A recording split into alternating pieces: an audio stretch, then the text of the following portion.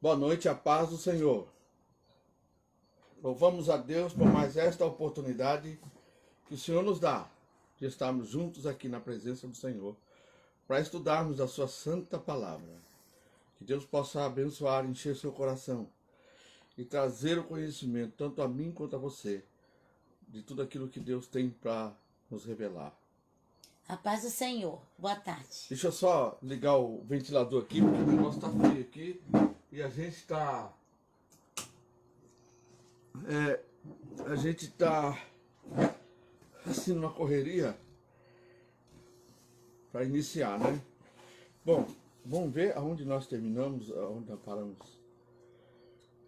Nós estamos estudando sobre o livro de Êxodo, Esboço né? do Êxodo. Nós entramos no esboço do Êxodo. Entramos na segunda-feira, na graça triunfante, o povo de Deus libertado da escravidão.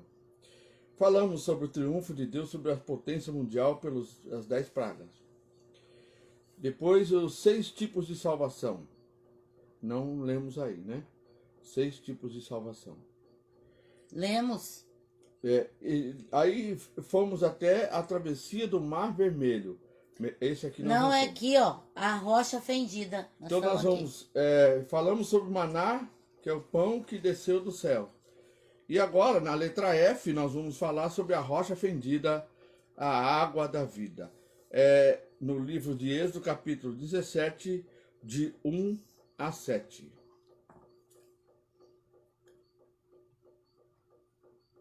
Êxodo, capítulo 17, de 1 a 7.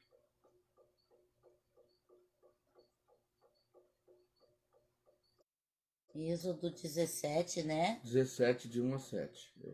O dedo tá enferrujado. Não, é que eu tava lendo Coríntios e tava vendo outras traduções. Ah, entendi. Aí a Bíblia tava muito longe. É a rocha fendida, a água da vida. 1 a 7. Toda a congregação dos filhos de Israel partiu do deserto de Sim, fazendo suas paradas segundo o mandamento do Senhor, e acamparam em Refidim, mas ali não havia água para o povo beber. Então o povo discutiu com Moisés e disse: dê-nos água para beber. Moisés respondeu: por que vocês estão discutindo comigo? Por que estão tentando o Senhor? Mas ali o povo estava com sede de água e murmurou contra Moisés, dizendo: por que você nos tirou do Egito para nos matar de sede? A nós, a nossos filhos e aos nossos rebanhos. Então Moisés clamou ao Senhor: que farei com este povo? Daqui a pouco vão me apedrejar. O Senhor respondeu: passe adiante do povo e leve com você alguns dos anciãos de Israel. Leve também o bordão com que você feriu o rio Nilo, e siga em frente. Eis que estarei ali diante de você, sobre a rocha em Horebe. Deus falou que estaria diante dele, né? A rocha em Horebe. Bata na rocha e dela sairá água, e o povo beberá. Moisés assim o fez na presença dos anciãos e chamou o nome daquele lugar Massá e Meribá, por causa da discussão dos filhos de Israel e porque tentaram o Senhor, dizendo: está o Senhor no meio de nós ou não? Existem algumas traduções que diz que Deus manda ele falar a rocha. Aqui nessa Não, vamos aqui, ver se é essa, porque teve duas vezes. Uma que Deus manda bater e outra que Deus manda falar. Vamos ver. Na outra tradução que é a King James aí. King James.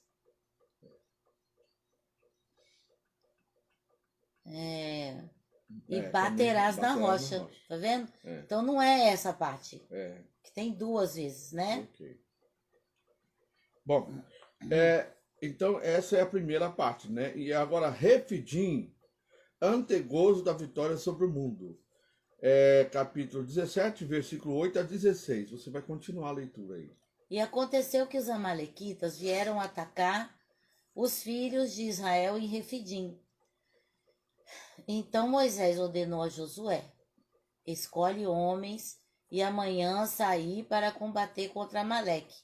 E eu me posicionarei no alto da colina com o cajado de Deus em minhas mãos.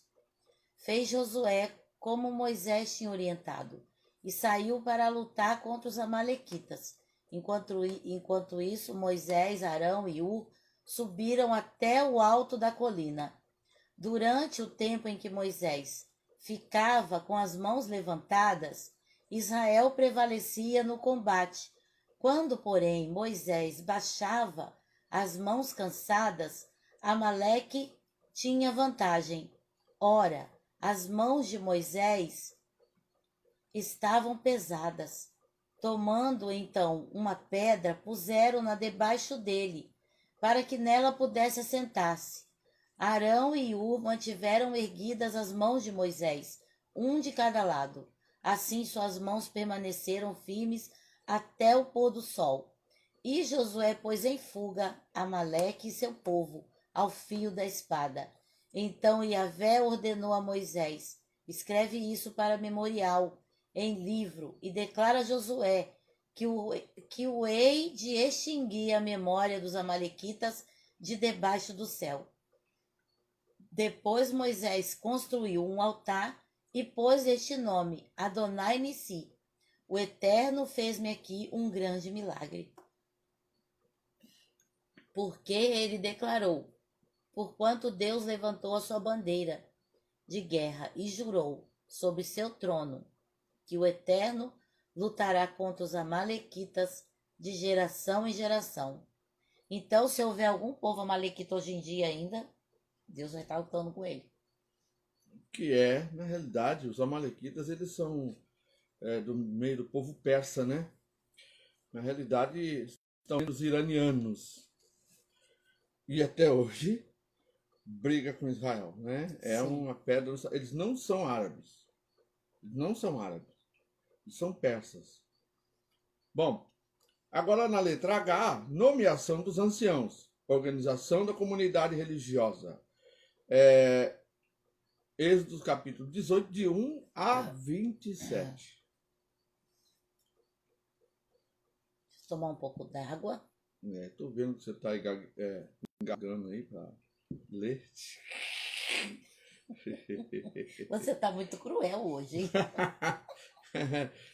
Isso é inveja porque eu tô lendo. Vai, 18 de 1 a 27. Não, a 31. 1 a 27. Ah, tá certo. Jetro, sacerdote de Midian, e foi informado sobre tudo que Deus havia realizado em benefício de Moisés e de Israel, seu povo.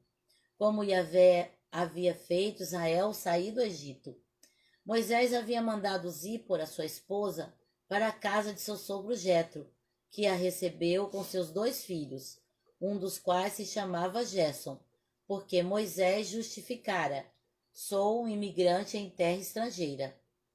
E o outro, Eliezer, porque o Deus de meu pai é minha ajuda, e me libertou da espada do faraó. Nossa, Eliezer significa tudo isso.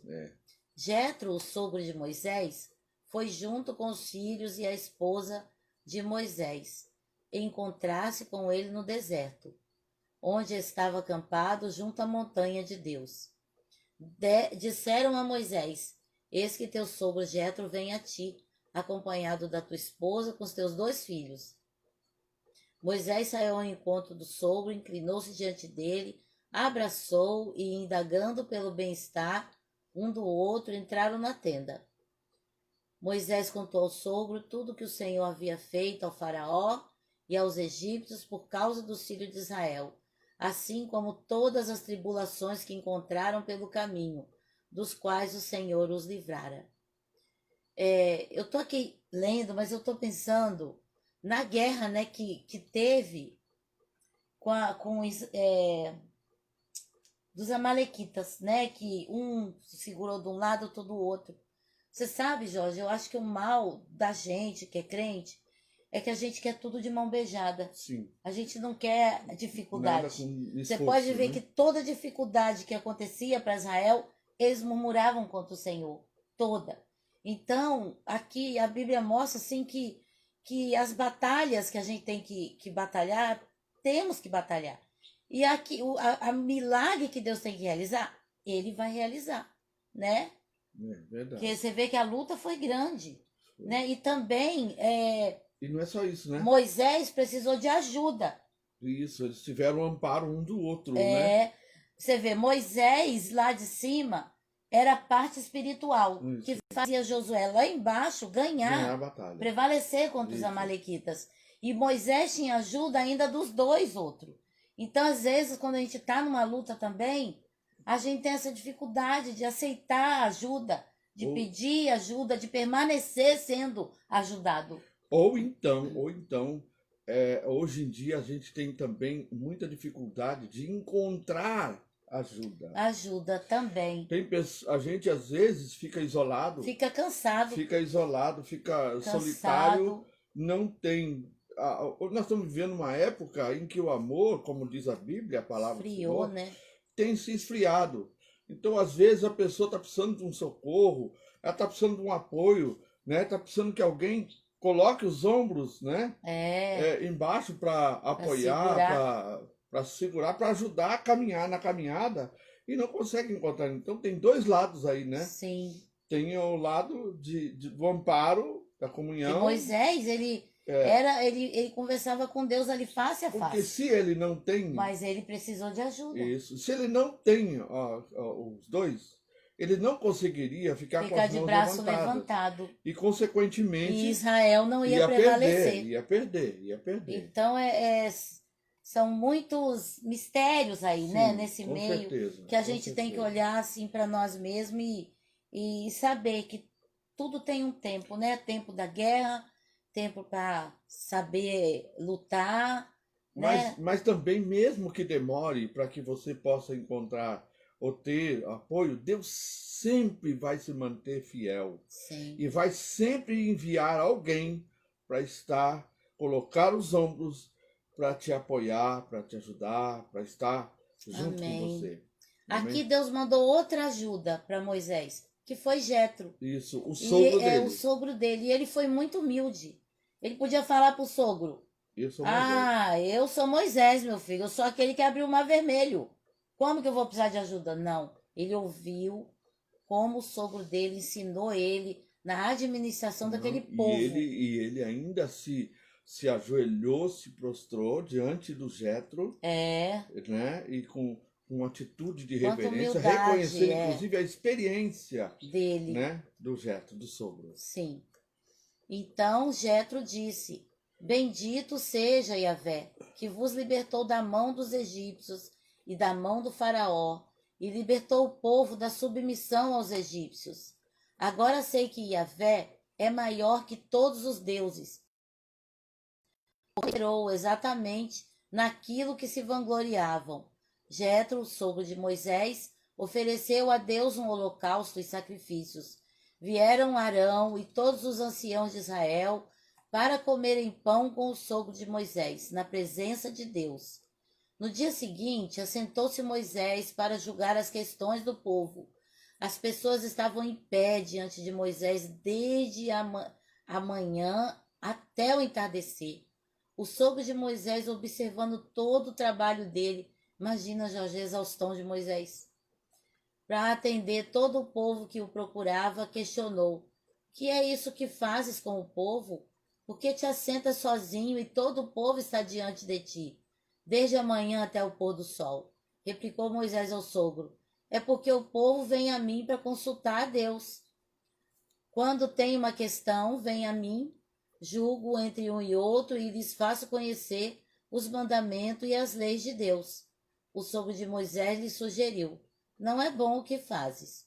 Certamente em breve ficareis exaustos, tu e teu povo, porquanto essa tarefa é sobremodo pesada para ti. Não te será possível realizá-la sozinho. Até onde, amor? Até o final. 27. Agora, pois, escuta o conselho que te darei para que Deus esteja contigo. Representa o povo diante de Deus e introduza suas causas junto a Deus. Ensina-lhes os estatutos e as leis. Faze-lhes conhecer o caminho. a seguir e as atitudes que devem tomar, mas escolhe do meio do povo homens capazes, tementes a Deus, que sejam dignos de confiança e inimigos de ganho desonesto. Estabelece-os como chefes de 1.000, chefes de 100, chefes de 50 e chefes de 10. Veja que organização, né? É, Que organização que ele deu. Quer dizer, tinha aqueles que tinham a capacidade de gerenciar 1.000, aqueles de 100, aqueles de 50, ia aqueles de 10. dividindo, né, o problema, Dividindo isso. até que chegar em fosse, Moisés. os mais graves, né? É. E até dos mais graves até o mais simples. Eles julgarão o povo em todo o tempo. Toda a causa mais complexa trarão a ti. Mas para todas as questões menos difíceis, eles mesmos poderão encontrar solução. Desse modo será mais leve para ti, pois esses líderes te ajudarão a dividir o trabalho e levar o peso diário da carga. Moisés acatou o conselho. Se assim fizeres dessa maneira, Deus te instruir, poderás então suportar as dificuldades. E todo este povo voltará para suas habitações satisfeito. Moisés acatou o conselho de seu sogro, fez tudo como ele havia sugerido. Selecionou homens capazes de todo o povo, chefes de grupos de 1.000 pessoas, de 100, de 50 e de 10. Esses foram estabelecidos como juízes permanentes do povo. As questões difíceis levavam para Moisés. Todas as mais simples, no entanto, eles mesmos resolviam. Então Moisés, o seu sogro Jetro, se despediram e este retornou à sua terra. Você vê que ele mandou primeiro ensinar, né? Ensinar a lei ao povo, né? Então o povo, já sabendo a lei, já ia parar de ficar procurando por qualquer coisinha, né? E ainda mandou dividir, quer dizer, deve ter sido bem mais leve para Moisés, né? E isso aí, essa organização é um padrão perfeito. Porém, a gente está vivendo nos últimos tempos em que, infelizmente, não há esse sentimento, né? De dividir o poder, de dividir né? o poder, as pessoas Isso. querem monopolizar o poder, eles têm ciúme do outro De delegar líder, poderes, de delegar né? poder. E aqui Jetro ensinou que seria mais fácil, seria mais leve para Moisés administrar aquele povo todo, que eram 2 milhões de pessoas, era muita gente. Meu Deus. E ele separando assim, ele ia dividir, foram 70 que ele separou, 70 líderes. Então, o que a gente vê é que nos tempos de hoje, infelizmente, grandes ministérios têm os seus líderes que até iniciam, né, fazem esse tipo de trabalho, mas logo, né, o diabo sabe como causar intrigas, sabe como causar dissensão e sabe também como questionar a habilidade e a autoridade dos liderados. Porque o que acontece? Tem muito que foi colocado como líder, de repente ele acha que ele aprendeu muito e sabe mais do que o fulano, que o Beltrano, e ele quer alçar maiores voos, tudo né? a carne, né? Tudo a carne. Isso, nós estamos vivendo esse tempo. Mas louvado seja Deus, que Deus tem guiado o seu povo, né? Se fosse só guiado por homem, a gente estava perdido. Não? Bom, vamos falar agora do selo da santidade. É o outro tópico, né? Nós falamos da graça triunfante, agora o selo da santidade, que está lá no livro de Êxodo, capítulo 19, do 1 a 31.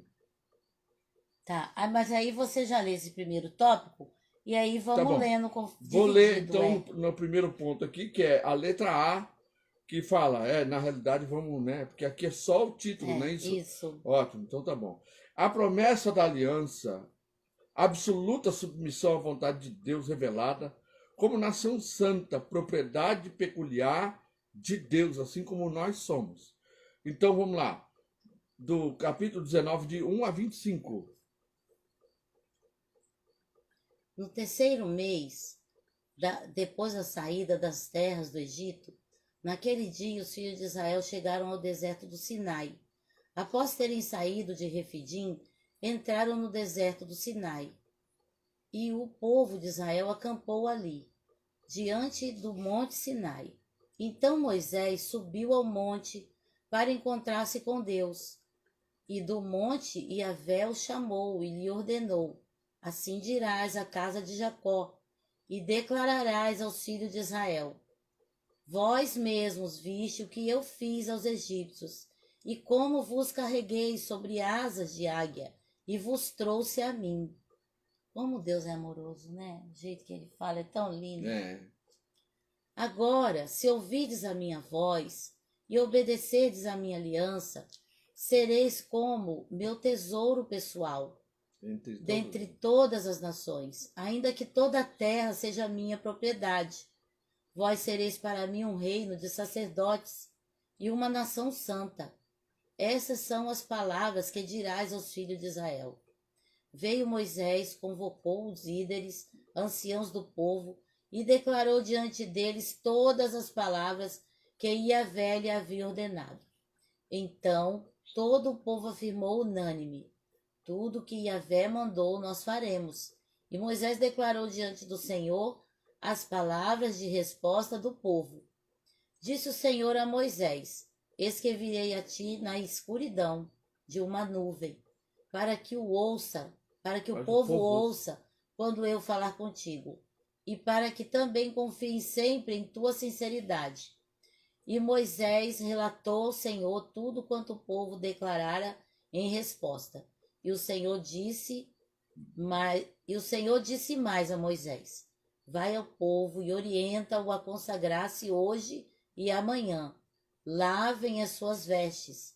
Estejam prontos depois de amanhã, porque depois de amanhã Yahvé descerá os olhos de todas as pessoas sobre o monte Sinai. Meu Jesus. Tremendo, hein?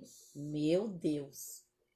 Que experiência, né? E tu fixarás os limites. Isso é tanto de vontade que Deus tem de estar com a gente. Né? E tu fixarás os limites em torno do monte e instruirás o povo. Cuidai de não subir ao monte e não toqueis sequer nos seus limites. Todo aquele que tocar no monte será morto.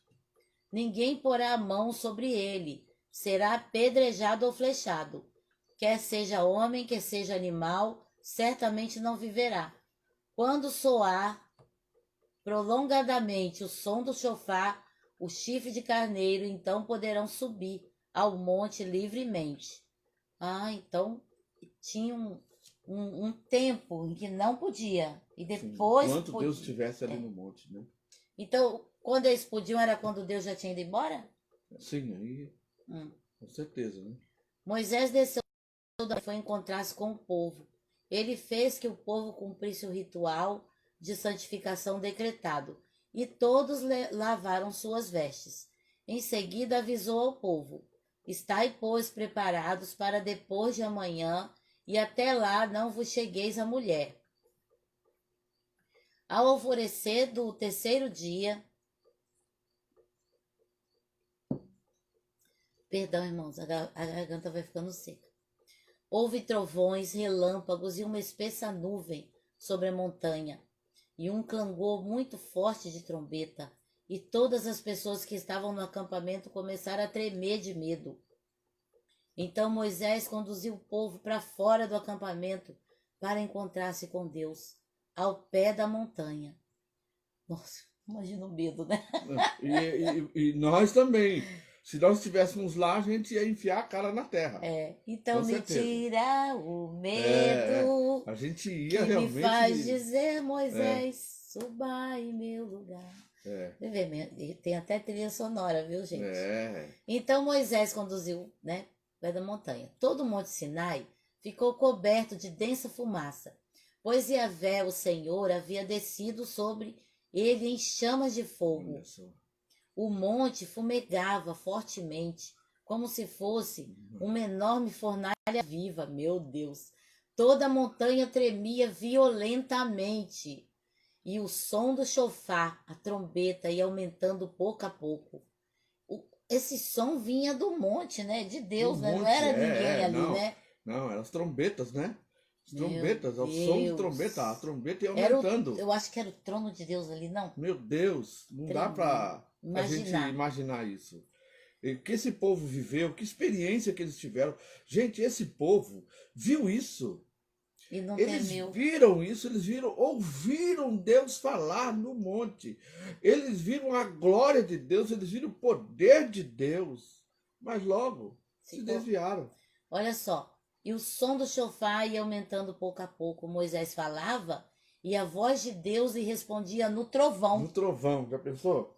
Yahvé Imagina. desceu sobre o monte Sinai, no topo da montanha. Então Yahvé convocou Moisés para subir até o topo da montanha, e Moisés subiu. Yahvé ordenou a Moisés: desce e adverte o povo que não ultrapasse os limites, para tentar chegar mais perto a fim de me ver, para que muitos deles não pereçam. Então era por amor ao próprio povo, né? A curiosidade, Deus conhece, sabe que o ser humano é curioso, né? É. Mesmo os sacerdotes que se aproximarem Diabo.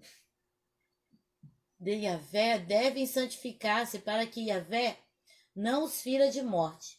Moisés disse a Yahvé: o povo não poderá subir o monte Sinai, porque tu nos advertiste dizendo: delimita a montanha e declara-a sagrada. Yahvé respondeu: vai e desce, depois subirás tu e Arão contigo. Os sacerdotes, porém, e o povo não ultrapassam os limites para subir a Yahvé, para que não os fira de morte. Então Moisés desceu e avisou o povo. Gente, que coisa tremenda isso. Que coisa tremenda. Eu fico olhando, eu fico vendo, Vou mudar a né? tradução. Que havia, infelizmente, né? Nós vemos nos tempos de hoje que fazem dos locais aonde houve manifestação da glória de Deus e acabam idolatrando, e não era essa vontade de Deus, né? Ah, ele declara ele, por exemplo, que ele fala assim, declara o monte sagrado, mas para o momento aonde Deus vai estar presente ali, porque o monte em si nada é. O que é a glória de Deus, é a presença de Deus naquele lugar. Sim. Então a gente olha isso. Eu não sei você, mas o meu coração se enche de temor. Também. Porque a gente vê que Deus não é apenas um nome, não é apenas um espírito, ele não é apenas uma coisa que os nossos olhos não podem ver, algo ou algum ser que ele está tão distante, não, ele está perto. Mas olha o poder que Deus tem. Olha, e ali é só uma manifestação do poder de Deus que é muito maior, é imensurável, não tem limite, Não. né? Esse poder de Deus. Então a gente vê que havia ali também uma. O povo não podia subir, mas Arão, Moisés, o próprio Moisés, subiram no meio disso. No meio dessa glória, dessa fumaça, desse fogo. Meu Jesus! Como Arão pode ter subido nisso e depois feito o bezerro? Isso! Olha, gente, não dá para entender, não. Não dá para entender. Bom, letra B. É você, né? Pode começar. Dá licença. Ah, já é? A leitura fica tão boa, né? Assim, o comentário. É muito importante a maneira como a gente está fazendo. Nós não estamos com pressa de terminar o módulo. Nós não estamos fazendo aqui um estudo para dizer assim, olha, nós estudamos teologia, né? Não, nós não estamos com pressa. Nós estamos estudando a palavra de Deus, estamos conhecendo um pouco o nosso Deus. Precisamos conhecer, sabe? Tem muita gente que não tem interesse nenhum em conhecer a Deus. Às vezes fala de querer conhecer, mas não se interessa. Quando se fala de ler, quando se fala de estudar, eles até começam, mas logo param no meio do caminho. Não perseveram. Seja perseverante. Certamente vai ter muita alegria no seu coração quando isso terminar e você falar, nossa, quanto eu aprendi a respeito, né, da palavra de Deus. Então vamos lá. Letra B. Letra B. Princípios básicos de uma vida santificada segundo a aliança, o Decálogo, capítulo 20, de 1 a 26. Capítulo 20, de 1 a 26. É. Então Deus falou todas essas palavras. Eu sou o Senhor, seu Deus, que te tirei da terra do Egito, da casa da servidão. Não tenha... Isso aqui é os 10 mandamentos. A gente precisa prestar muita atenção nisso, que isso é muito importante. Não tenha outros deuses diante de mim. Quando ele está falando de outros deuses, ele está falando de tudo aquilo que se apega ao coração. Que fica aquilo que diante de domina, Deus. né? Que domina, né? Que você não abandona, que move a sua prioridade a respeito de Deus. Então não tenha outros deuses diante de mim. Deus é seu Deus. Sirva a Ele, confia nele, mas não se incline a nenhuma servidão. Não façam para vocês imagem de escultura, nem semelhança alguma do que está em cima no céu, embaixo da terra, na terra, e nem nas águas debaixo do mar. Tem algumas pessoas que falam assim, né? Não, e nem nas águas debaixo da terra. Nem nas águas debaixo da terra, que é no mar, né? Então, tem muita gente que fala assim, nossa, a gente não pode ter aí esses bibelô de gatinho, de cachorro, de não sei o que, isso é enfeitezinho. Ele está falando de você criar aquilo como algo que tem um valor sentimental, que representa familiar, que uma representa entidade, né? Um poder. que representa um poder, né? Ou até mesmo que tenha um afeto muito profundo a respeito daquele... Por exemplo, vamos supor que você tem aí um cachorrinho que você ama demais. Nós estamos na era do 3D, né? Nós estamos na era do 3D, que você faz a impressora 3D. E aí tem muita gente que imprime pessoas, né? A cópia da pessoa e a cópia do animal. E aí ele põe lá em casa, vamos supor, o animal morreu. Ele põe lá para se lembrar daquilo. Aí isso se torna uma idolatria. Isso aí é perigoso, né? Aí ele, porque olha só, quando ele fala para não fazer imagem de escultura, ele no versículo 5, ele diz assim: não adore estas coisas e nem prestes culto a elas, ou seja, nem venere. Nem... Então é um poder, né, ali.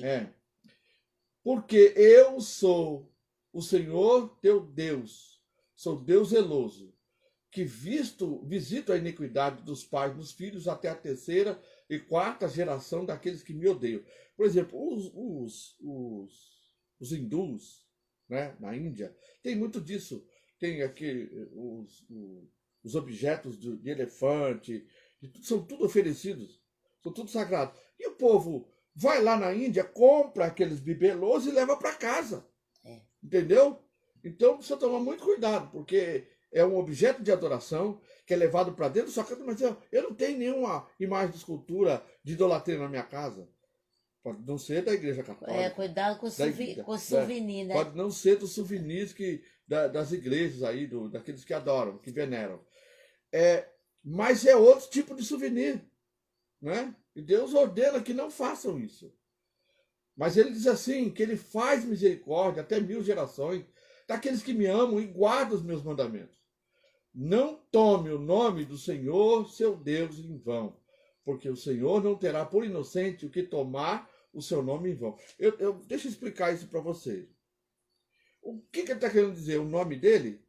Não, você é servo de Deus, recebeu Jesus do seu coração e você representa Deus na terra. Você representa Jesus na terra. Por isso ele enviou. Ele disse assim, ide por todo mundo pregar o evangelho.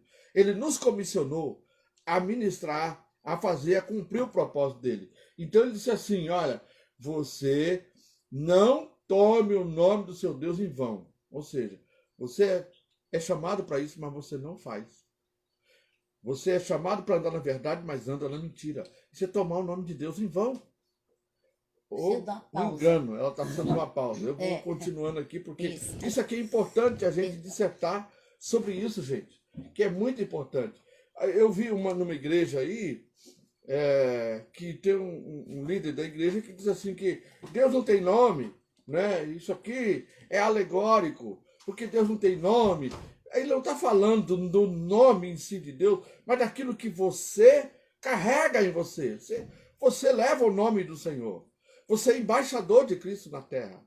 Então, represente-o como ele deve ser representado. Sabe? Ame o Senhor como ele deve ser amado. Obedeça a palavra de Deus como ela deve ser obedecida. Ande em santidade e retidão. Abandone o pecado. Abandone a mentira. Abandone o engano. Porque se você é crente, é servo de Deus, está fazendo tudo isso, você está levando o nome de Deus em vão.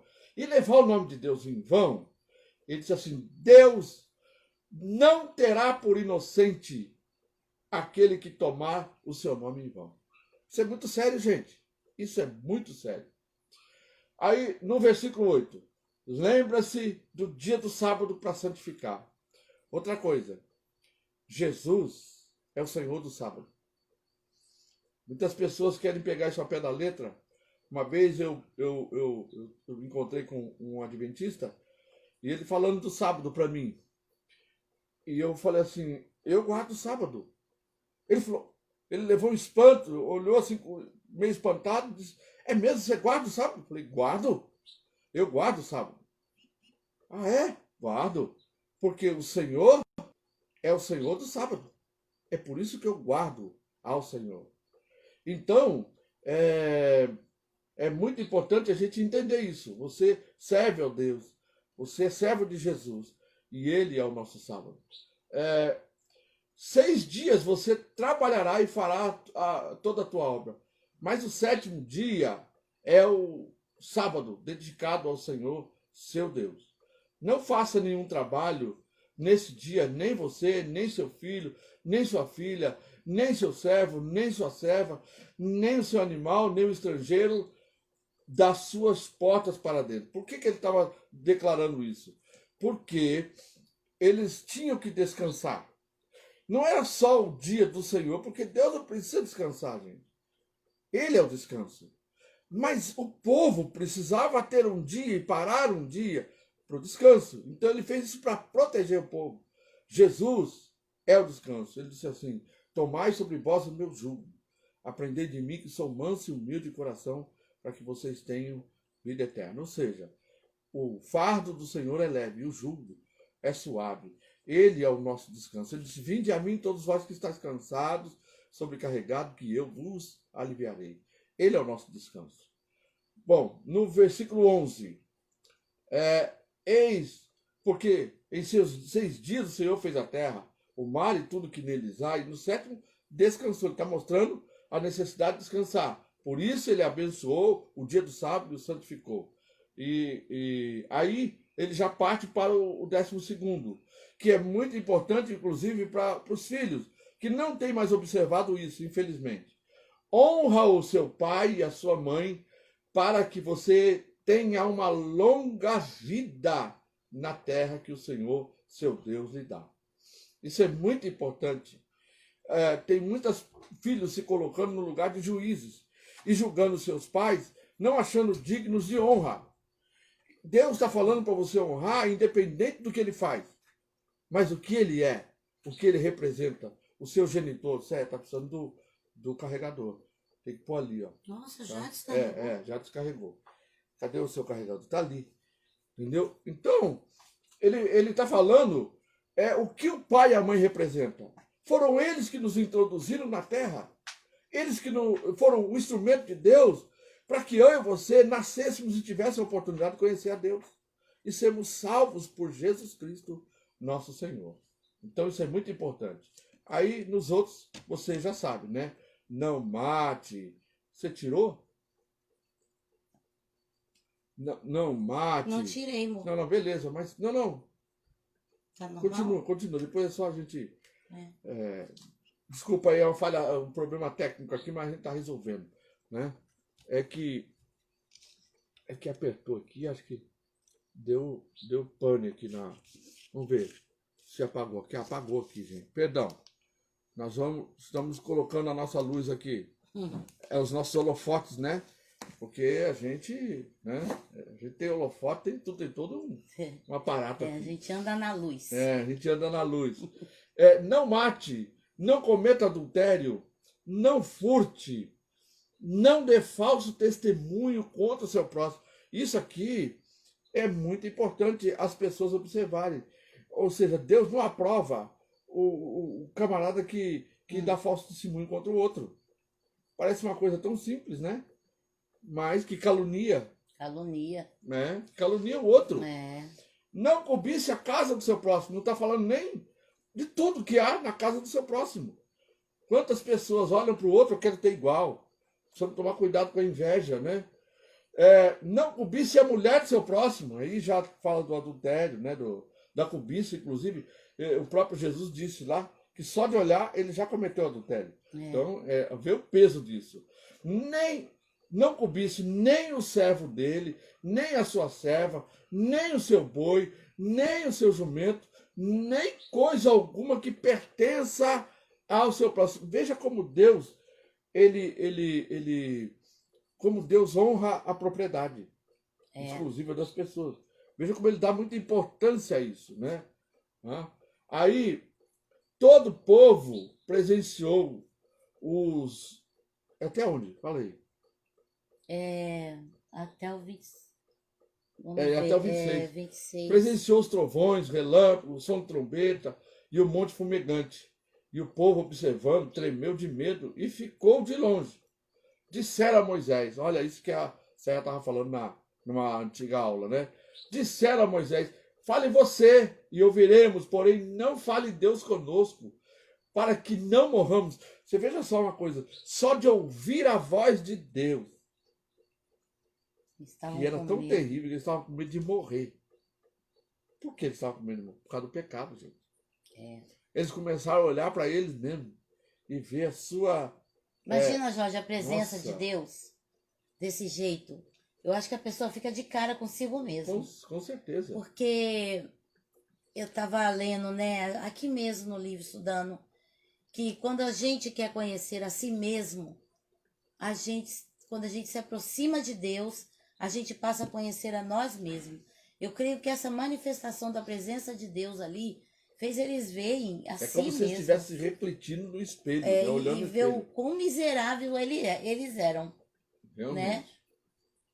Moisés respondeu ao povo, não tenham medo. Deus veio para provar vocês e para ver que o seu temor esteja diante de vocês, a fim de que, olha aí, tá vendo só? Olha aí, a fim de que não pequem. Estavam com medo porque estavam em pecado. O povo estava longe e em pé. Moisés, porém, se aproximou da nuvem escura onde Deus estava. Então o Senhor disse a Moisés, assim você dirá aos filhos de Israel, vocês viram que dos céus eu falei. Eu lhes falei. Aleluia. Né? Que coisa, né? Viram que dos céus eu falei. Meu Pai, eles ouviram a voz de Deus. Eu não imagino como é, mas deve ser tremenda, né? Maravilhoso, tremendo, maravilhoso. Não dá nem para expressar direito, né? Ele disse assim, não façam deuses de prata ao lado de mim, nem façam para vocês deuses de ouro. Façam um altar de terra para mim. Olha, você vê, para ele, sobre eles vocês sacrificarão os seus holocaustos, as suas ofertas pacíficas, as suas ovelhas, os seus bois, em todo lugar onde eu fizer celebrar a memória do meu nome. Virei até vocês e os abençoarei. Se vocês fizerem um altar de pedra para mim, não o façam de pedra lavrada, pois se fizerem o uso de ferramentas, vocês terão profanado o altar. Já pensou? Isso é no natural. Tinha que ser... igual aqui, as pedrinhas assim do rio, ó. Não, ou seja, o que Deus está querendo dizer? Aqui em casa é cheio de pedrinha, gente, não precisa por causa do rio perto. Da ajuda do homem para fazer aquilo que Deus recebe como perfeito. Você vê que isso aqui é uma pedra, né? Ela foi feita desse jeito. Deus está dizendo correr, né, no rio, ela foi arredondando. Ela foi arredondando. Deus então mostra o seguinte, que qualquer interferência humana já podia profanar a santidade de Deus. Sim. Já pensou? Nem subam ao meu altar por degraus, para que ali não seja exposta a sua nudez. Já pensou? Eu acho que eles usavam cueca, né? Eu acho que não, porque ia aparecer a nudez. Mas às vezes a nudez significa as roupas íntimas também. Pode significar as roupas íntimas. Não sei. Eu não sei se eles andavam peladão ou não. Por baixo, né? Mas você vê que a importância de mostrar ser exposta à nossa nudez. Isso aqui tem muito a ver com o pecado, gente. Sim. Com o pecado. Não subam à presença de Deus em pecado. Olha só. Porque vai aparecer o pecado, a nudez. Sim. Quando Adão e Eva pecaram, o que eles viram? A nudez deles. Eles estavam nus. Sim. Então por isso ele fala da nudez. A vida santa na sua conduta com os outros. 21, de 1 a 23.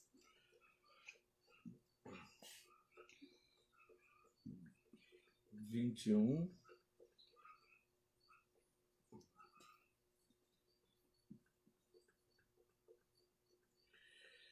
São estes os estatutos que você apresentará aos filhos de Israel. Se você comprar um escravo hebreu, ele trabalhará para você durante 6 anos, mas no 7º ano será livre de graça. Né? Se chegou o solteiro, irá embora sozinho. Se era homem casado, a mulher irá com ele. Bem diferente, né? Bem da diferente. Escravatura que existiu aqui com os negros, né? Se o dono lhe der uma mulher e ela der luz a filhos e filhas, a mulher e seus filhos serão do dono do escravo. Veja como é que é, né? Ele está falando, o dono deu a mulher, o dono. Ele deu a mulher para ele ter. Se ele vier com a mulher dele. Mas se ele casar lá, é aí porque a mulher... ela é escrava. E se ele se casar lá, na realidade, a possessão é do dono. Não tem nada injusto aqui. É porque ele deu uma escrava dele, que tem preço, a não ser que ele pague, né? Então o dono do escravo levará ao juiz e o fará chegar à porta, às ombreiras da porta. E o seu dono furará a orelha dele como um furador. E ele será seu escravo para sempre. O que ele está querendo dizer? Se ele quer ficar com a mulher, ele vai ficar e com lá. os filhos, então ele vai ficar lá, ele não vai embora. Por conta própria. E ele vai lá e fura a orelha. Você vê que não tem preço para ele não foi comprado, mas ele se casou com ela e aí ele então fura a orelha para dizer, eu vou ficar porque eu vou viver com minha esposa e meus filhos. É muito justo. Se um homem vender sua filha para ser escravo, então não ficará livre, como ficam livres os escravos homens. Se ela não agradar o seu senhor e se comprometeu a casar com ela, ele terá que permitir que ela seja resgatada. Ou seja, ele comprou, mas não gostou da mulher, ela não cozinha bem, queimou arroz, né? Ele, não quer essa mulher não. Não, ele tem que permitir que ela seja resgatada. Não pode, né, se comprometeu a casar, e aí ele não pode vendê-la a um povo estranho, pois isso será deslealdade para com ela. Mas se a casar com seu filho, deverá tratá-la como se trata as filhas. Olha, se ele, isso é Deus, hein? Isso é Deus, gente. Se ele der ao filho outra mulher, não diminuirá o mantimento da primeira, nem os seus vestidos, nem os seus direitos conjugais. Havia um costume lá da poligamia nessa época. E Deus então fala isso por causa do costume da poligamia, né? Se não lhe fizer estas 3 coisas, ela poderá ir embora de graça, sem ter que pagar nada. Quem ferir um homem de modo que ele venha morrer, também será morto. Se fosse hoje, hein? Porém, se não lhe armou ciladas, mas Deus permitiu que ele caísse em suas mãos, então designarei que a você um lugar para onde ele fugirá. Se alguém vier maliciosamente contra o próximo, matando-o à traição, você deve tirá-lo até mesmo do meu altar, para que seja morto. Olha, quem ferir seu pai ou sua mãe será morto. Não é? Foi muito assim, ponto pacífico. Quem raptar alguém, vender ou for achado tendo... Você vê, não é nem matar. Esse alguém não é nem... É ferir. É ferir. Seu pai e sua mãe. Será morto. Se ele der um soco na boca do pai ou da mãe, morte. Quem raptar alguém e vender ou for achado tendo alguém ainda em seu poder, será morto. O pessoal hoje fala assim, a graça do Senhor, isso era nesse tempo. Hoje nós estamos debaixo da graça do Senhor. Verdade. Mas quem ama o Senhor, quem anda em santidade com Jesus, não vai maltratar o pai e a mãe. E nem não, vai bater no agora pai, você tem que andar em amor. tem que andar em amor. E andar em amor... Não, mas é que eles querem dizer, muitas vezes, as pessoas querem dizer que Deus mudou. Então, Deus não mudou. A graça não significa liberdade para fazer o que quer. A graça é apenas o favor que Jesus fez por nós. Morreu na cruz por nós.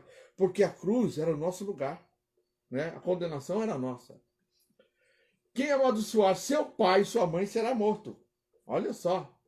Se dois brigarem, um ferir o outro com uma pedra ou com um punho, e o ferido não morrer, mas ficar na cama, se ele se levantar outra vez e andar fora, apoiado no seu bordão, então será absolvido aquele que o feriu. Somente lhe pagará o tempo que perdeu e fará com que seja completamente curado. Né? Se alguém ferir o seu escravo e sua escrava com um bordão, e o ferido morrer, logo será punido. Porém, se ele sobreviver por 1 ou 2 dias, o dono não será punido, porque o escravo é propriedade sua. Se homens brigarem e ferirem uma mulher grávida e forem causa de que aborte, porém sem maior dano, aquele que feriu será obrigado a indenizar segundo o que lhe exigir o marido da mulher. Já pensou? E pagará como os juízes que lhe determinarem. Mas se houver dano grave, então o castigo será vida por vida. Olho por olho, dente por dente. Sabe o que o pessoal fala dessa passagem aqui, do olho por olho? Que isso é coisa dos muçulmanos, gente. Sabia?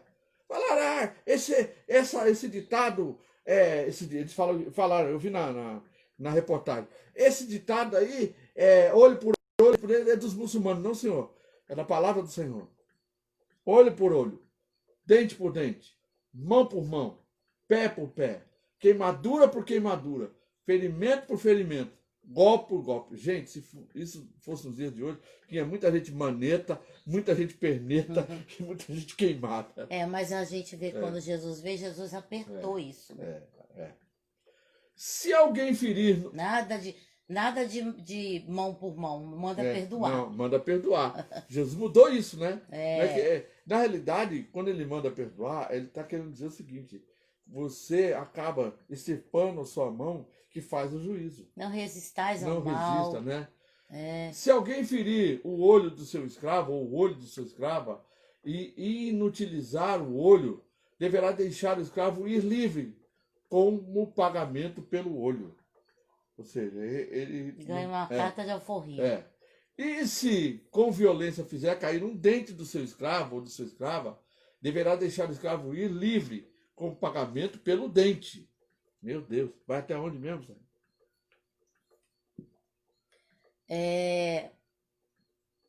1:33. É 21, né? Que tá. 21. É muito, né? Não vai dar tempo, não. Não, peraí. Onde é que tá? Vida santa e conduta.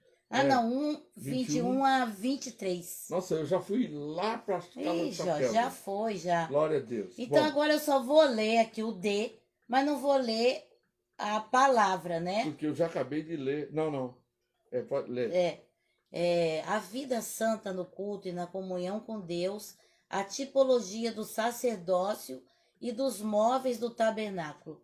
Ai, queria marcar aqui para a gente saber o que tem que ler ainda. Nós vamos ler na próxima aula essa passagem. É Porque- 24, de 1 a 31. Se Pode você ser- quiser já ficar estudando, Isso, né? porque é muito importante isso aí, né? Que Amor, dá para você ler. Não dá não.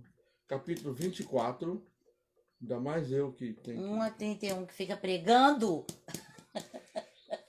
Aqui o tópico, fala só É. o tópico desse capítulo 24, é o título, né? De 1 a 31. Ele vai falar sobre a aliança de Deus com Israel. Amém? Nós louvamos a Deus por esta Sua grande presença. oportunidade. Que Deus todos abençoe que você por estudaram sua conosco. perseverança de estudar. Sim. Eu falo para vocês uma coisa. Todos nós estamos sendo privilegiados. Eu e minha esposa estamos sendo privilegiados porque temos um compromisso com você. E se mesmo que todo mundo desistir, nós vamos continuar fazendo esse estudo. Por quê? Estamos sendo abençoados por Ele, né? Ele está trazendo bênção para a nossa vida. Então, Deus está nos dando esse conhecimento. Cada um que participa tem a oportunidade de ter o conhecimento de Deus. Não pode dizer que não tiver a oportunidade de conhecer a Deus. Tem um estudo aqui prontinho para a gente estudar junto. Agradeço a sua presença. Que Deus possa te abençoar nessa noite. Nós vamos compartilhar esse vídeo no Facebook, no YouTube. Compartilha, incentive os seus irmãos a compartilhar, se inscrever no YouTube também. Convido você para estar conosco de volta na sexta-feira, às 18 horas, no nosso Vem Estudar Comigo. E às 20 horas teremos o culto em casa. Olha, tem sido bem. Mas olha, deixa eu falar uma novidade. Nós vamos ter o culto em casa e quando a gente estiver dando um tempo aqui no estudo, nós vamos ter culto que não vai ser live, vai ser culto presencial mesmo. Então, eu sei, mas não sei, Jorge, quem ouvir, né? Então, quem mora aqui, mora aqui, né, em Ubatuba, ou mora aqui em Maranduba, está convidado. Nós vamos marcar a data e nós vamos nos encontrar para adorar juntos ao Senhor. E lembrando... E se tiver alguém, né, que está aí, nos assistindo, que mora em São Paulo, estiver passeando por aqui, é o nosso convidado, viu? E lembrando, né, que nós vamos dar uma parada, né, por ocasião do mês de dezembro. Sim, muita coisa, né? São muitas correrias Hoje aí. mesmo, já chegamos um pouco atrasado aqui, porque estamos numa correria aqui com construção e é difícil, né?